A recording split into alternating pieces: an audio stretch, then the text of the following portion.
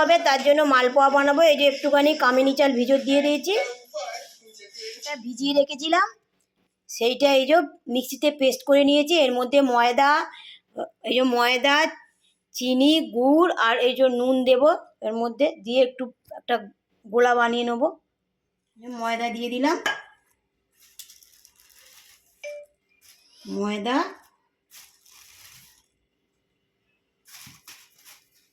চিনি,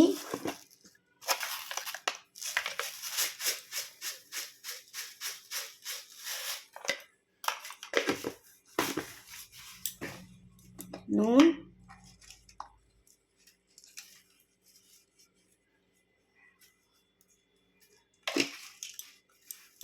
এই যে গুড় দেব।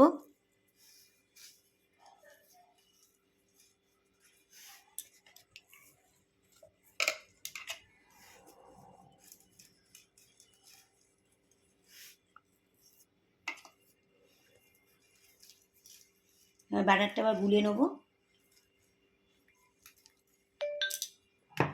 একটু জল দেব না, একটু অল্প করে মৌরি দিয়ে দিলাম,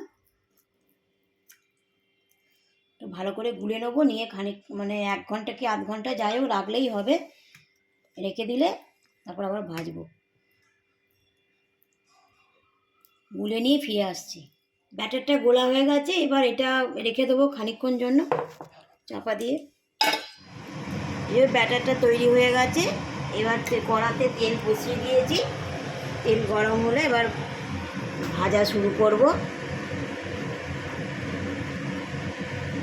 হয়ে গেছে, এবার তেল গরম হয়ে গেছে, দেবো তেলে।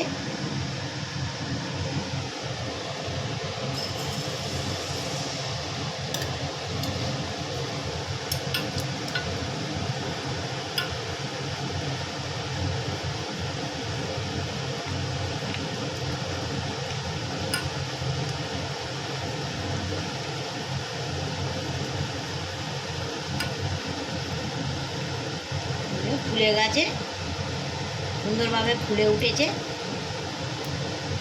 এবার উল্টে দেবো একটু, দিয়ে এবার ভালো করে উল্টে পাল্টে ভেজে নেব। আমার এই মালপোয়া রেসিপিটা যদি ভালো লাগে তাহলে লাইক অ্যান্ড সাবস্ক্রাইব করে দেবেন। এই আমার আগে কতগুলো ভাজাও হয়ে গেছিলো, এই যে